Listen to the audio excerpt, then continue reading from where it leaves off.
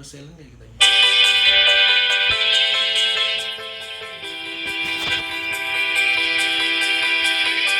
Oke, baik. Bismillahirrahmanirrahim. Assalamualaikum warahmatullahi wabarakatuh. Salam sejahtera bagi kita semua. Bapak Ibu ya sekalian, ya, kesempatan yang berbahagia ini saya Rosi Januar Gani. Di kesempatan ini saya akan mencoba menjelaskan berkaitan dengan irigasi kolostomi. Nah, mungkin Bapak-bapak dan Ibu sekalian di sini sudah banyak tahu tentang irigasi kolostomi.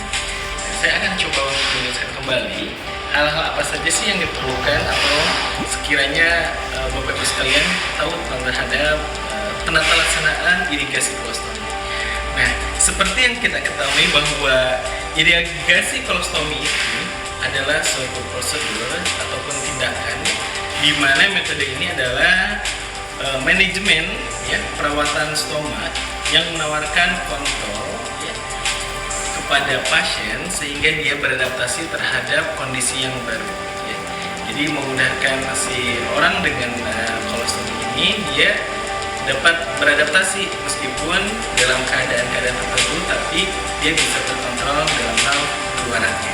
Oke, kita lanjutkan. Nah, Bapak-Ibu sekalian, coba kita cek. Ini adalah beberapa peralatan yang dibutuhkan untuk proses irigasi. Dimulai di sini ada tisu, ya, kering. Kemudian kita juga mungkin kalau butuh pakai menggunakan sarung tangan, ya. Kemudian ada handuk, ya. Handuk kering. Kemudian ada pelumas ataupun gel. Ya. Di sini nih bagian pentingnya ada namanya kantong irigasi yang biasanya kita tempelkan harus di atas bahu kita. Nah, di sini ada namanya horn. Fungsinya nanti kita masukkan ke dalam stoma, dan sebelum masukkan ke stoma kita harus dilatasi dulu menggunakan jari ataupun misalkan menggunakan jelly di bagian sininya. Lainnya adalah ini adalah slide irigasi, fungsinya yaitu untuk keluaran ataupun jalannya feses ya. Ini bisa keluar dari area stoma. Nah, ini ada ikut ya ataupun gelas ikut ya. Di sini buat masukkan air, yaitu air hangat ya, air hangat. Dan ini adalah daminya, kita coba untuk praktekkan ya. Nah, Bapak Ibu sekalian, ini banyak sekali manfaat yang tentunya kita dapat dari proses irigasi ini. Nah, berbagai macam teori mengatakan bahwa untuk indikasi ya, bahwa kolostomi ini 1-2 kali tiap keluaran yaitu biasa terbentuk padat ataupun semi padat ya. Ini disarankan untuk menggunakan teknik teknik irigasi supaya keluarannya terjadwal. Kemudian untuk kolostomi ini disarankan untuk orang-orang dengan kolostomi atau pembedahan pada area sigmoid ataupun area descendant ya. Nah, selanjutnya kurangnya keluaran feses ya, mungkin saja ada kurangnya keluaran feses, jadi dibantu supaya proses keluarannya. Nah, selanjutnya lagi ini adalah kotorannya tidak seperti kolostomi sebelah kanan ya. Jadi kalau kolostomi sebelah kanan kan mungkin saja ini agak sedikit cair ya, tidak terlalu padat ya, bisa di kolostominya. Jadi harus area sigmoid ataupun descendant. Nah, tentunya ada kontraindikasi juga. Kontraindikasinya apa saja? Yang pertama adalah tidak sedang melakukan kemoterapi atau radiasi ya, karena itu bisa menyebabkan ruptur. Nah, selanjutnya ada namanya stoma stenosis ya, penyempitan pada daerah stomanya. Nah, kemudian untuk para stoma-nya dan prolap ini tidak disarankan ya. Kemudian ada penyakit Crohn atau kronisis atau prognosa yang terburukan ya, serta jika dia sedang diare ya, itu tidak boleh dilakukan proses irigasi seperti itu. Nah, Bapak Ibu sekalian, dari semuanya ini ada manfaat yang kita dapat. Apa saja sih manfaat yang kita dapat itu? Yang pertama adalah mengontrol evakuasi kolon, jadi terkontrol jadwal keluarannya. Kemudian dilanjutkan lagi dengan sederhana dan tidak memerlukan biaya yang besar. Jadi proses ini bisa dilakukan kapan saja ya, cuma menggunakan alat-alat yang sederhana. Terus dilanjutkan ya, ada yang namanya perasaan aman dan nyaman ya, terutama untuk menghindari kebocoran ya. Terus kantong stoma ini ya mungkin saja pengurangan ya, jadi tidak banyak ya yang keluar, akhirnya dia mengurangi proses pergantian kantong stoma. Kemudian lebih sedikit ya tadi sebutkan ya untuk teman-teman semua stoma, dan berkurangnya gas di usus ya karena sudah dikeluarkan, jadi gasnya seperti panas itu sudah dikeluarkan. Nah selanjutnya selanjutnya kerugiannya ini sebetulnya tidak banyak, bukan kerugiannya, artinya bahwa untuk melaksanakan kegiatan ini kita hanya cukup memerlukan waktu ya. Waktu yang kita sediakan itu mungkin lebih luangkan waktu bisa pada pagi hari sebelum jam 6, misalkan jam 5, ataupun misalkan pada jam 6 ya, tergantung dari kebiasaan Bapak Ibu sekalian ya. Kemudian Bapak Ibu sekalian mungkin saja ketika hal ini dilakukan perlu di WC ya, di tempat-tempat yang setidaknya memerlukan keprivatan ya, jadi khusus. Kemudian mungkin ketika melakukan pembersihan ini akan ada keratus ataupun keluarnya juga ya. Terus yang selanjutnya bahwa ini khusus mungkin kalau misalkan Bapak Ibu sekalian tahu ataupun sedang kerja ya, ini sangat efektif ya, sangat efektif sekali. Ketika melakukan bekerja keluar rumah, pasti kita nggak mau dong misalkan kantong stomanya itu ada tercium bau ataupun misalkan keluarnya bau, dan ini sangat membantu sekali. Nah tadi peralatan-peralatan yang kita sudah jelaskan ya, dimulai dari tisu ya, kemudian ada namanya sarung tangan untuk handscoon ya, di sini ada lapnya ya, kemudian ada irigasinya, ada kantor pengeluarannya, ada belnya.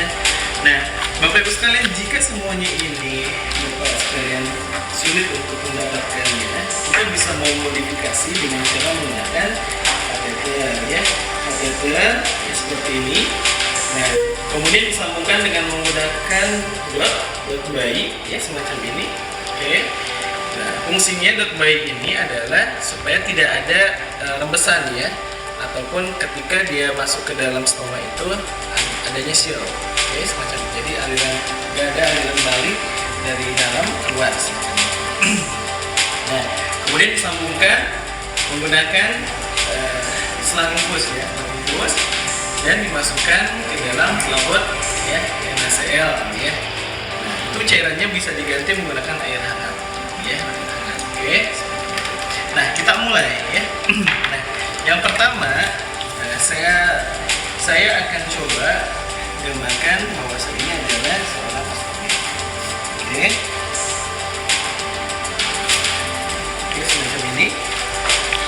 Pastikan bahwa semuanya sudah terbuka ya, sudah terbuka. Kemudian bersihkan area stoma ya. Kemudian ketika sudah terbersih area stoma, Bapak Ibu sekalian ya, sambungkan alat-alat yang sekiranya diperlukan. Yang pertama air hangat ini ya. Air hangat itu ini bisa masuk 1000 sampai dengan 1500 cc ya. Ini bisa masuk atau sesuai dengan perasaan kita sebagai ostomet gitu, udah ngerasa mulus atau tidak. Nah seperti itu ya. Kemudian ya, ketika semuanya sudah terpasang ya, ini ceritanya kita udah beres ya, udah dibersihkan ya.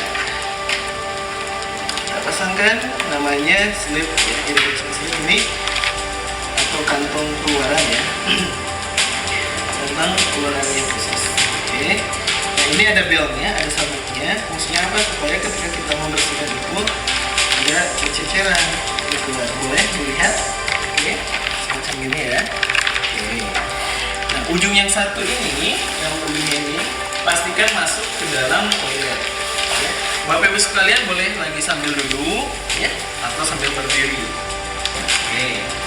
Masukkan ke dalam toilet. Kemudian pastikan ya, ini ya, tabungnya itu harus di atas bahu kita ya, harus di atas bahu kita. Contoh misalkan kita simpan di sini ya. Simpan di sini.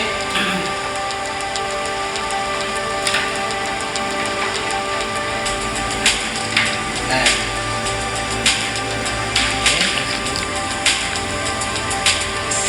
di sini ada namanya klep ya. Jadi klep ini fungsinya yaitu supaya menahan air ataupun mengontrol ya air yang masuk. Oke. Ketika semuanya sudah beres ya, teman-teman sudah persiapkan. Nah, kita dilatasi terlebih dahulu bagian stomach kita. Boleh menggunakan ujung jari dengan kelingking. Pastikan kelingking kita bersih. Oke. Kemudian berikan pelumas. Oke. Misalnya pelumasnya ini. Oke. Masukkan. Dilatasi dulu. Boleh tangan kiri atau boleh tangan sebelah. Mungkin kalau Bapak Ibu terbiasa dengan tangan kanan, gunakan tangan kiri. Dilatasi. Ya. Oke. Ketika sudah merasa hangat dan terasa ya dilatasinya membesar. Nah, kemudian gunakan corn. Ya. Ini juga sama ya, harus dipakai gel juga. Gel masukkan sini. Oke, lumasi. Oke. Kemudian pastikan juga cobain lagi masukin. Oke. Kalau Bapak Ibu sekalian sudah dalam artian kegiatan ini ya, melakukan dilatasi itu boleh sebelum menggunakan karton ini. Misalkan tadi waktunya ya sebelum waktu ini cobain dilatasi dulu, atau misalkan karena takut keburu keluar gitu ya, Bapak Ibu sekalian pas sudah menggunakan karton ini gitu ya, bisa di dalam gitu dilatasi. Nah, oke, kalau bukan sudah terasa berdilatasi ataupun misalnya cukup colong juga masuk sampai ke dalam, masukkan cairannya. Ini pastikan dulu slip ini bahwa ini terkunci ya. Oke, terkunci, jadi tidak ada aliran yang masuk. Kemudian masukkan air hangat sebanyak 1000 sampai dengan 1500. Oke. Masukkan ke sini. Oke. Sudah cukup masuk sampai dengan 1500. Kemudian kita pastikan udaranya tidak ada udara di dalam selang ini. Buat dikeluarkan. Oke, buang sekali airnya. Oke. Kemudian kalau sudah sampai di ujung sini, kembali. Jadi artinya tidak ada udara di sepanjang sini. Oke, ketika sudah beres, semuanya persiapan sudah beres ya, baru kita masukkan ke bagian stomach. Oke. Nah, kita masukkan ke bagian stomachnya. Oke, seperti ini ya. Kemudian kita buka, alirkan. Oke. Selagi dialirkan, ya Bapak Ibu sekalian, harap tenang, ya, jangan panik. Ya. Mungkin kegiatan ini untuk yang awal-awal itu bisa dilakukan misalkan 1 jam, tapi kalau sudah terbiasa cukup dengan 15 menit. Kemudian kegiatan ini pula, ya, ini disarankan untuk pasien-pasien post-operasi setelah 2 bulan, ya, setelah 2 bulan, ya. Jika Bapak Ibu sekalian, ya, sudah 2 bulan, kemudian mau melaksanakan kegiatan ini disarankan. Tapi kalau misalkan saya masih ada keinginan, ada keraguan nih Pak, misalkan ya, jangankan untuk melakukan irigasi, dengan adanya stomach saja saya masih ada rasa penolakan, itu jangan. Ya, jadi pastikan bahwa yang menginginkan itu, ya, si kliennya dia keinginan untuk berubah, ya, keinginan untuk menghasilkan manfaat yang lebih dari proses irigasi. Nah, ketika sudah masuk ya 1000 sampai 500, kemudian kita tutup klepnya, ya, klepnya, atau cukup saya sudah muas nih, langsung tutup saja. Oke. Kemudian cabut, ya, kemudian simpan di area yang tidak mengganggu, ya. Oke. Nah, sambil rasakan keluarannya, mungkin keluarannya di sini bisa 15 sampai 30 menit, ya. Sampai betul-betul terasa kosong bagian khususnya ya. Keluaran, ya, lihat konsistensinya, mungkin ada yang besar, ada yang kecil. Oke.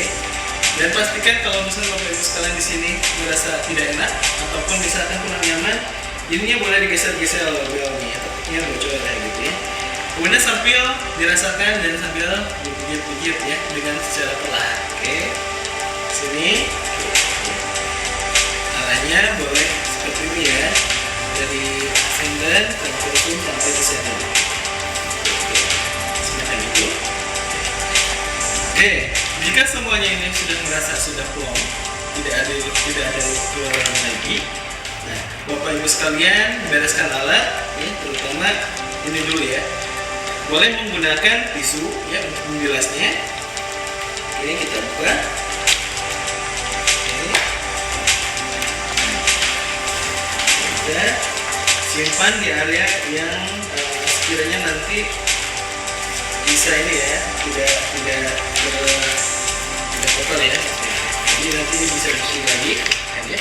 Kita simpan ya, sampai ke bawah misalkan. Jadi alat-alat ini nanti Bapak Ibu sekalian tidak sekali pakai, tapi boleh digunakan kembali. Oke. Nah, ambil tisu ya, pastikan dia bersih, udah dikasih sabun misalkan ya. Kasih sabun misalkan ya, lap kiri kanannya sampai betul-betul kering. Kalau sudah kering ya, semua ada peristomal skinnya ya. Kemudian tidak ada tanda-tanda bahwa itu adanya perburukan di daerah peristomal. Jadi kita gunakan langsung pouch ya, gunakan langsung kantong stomanya. Sudah beres kantong stomanya terpasang, maka sudah ya. Nanti Bapak Ibu sekalian akan merasakan manfaat yang lebih ya. Manfaat lebihnya apa? Misalkan kita melakukan irigasi dalam minggu pertama misalkan.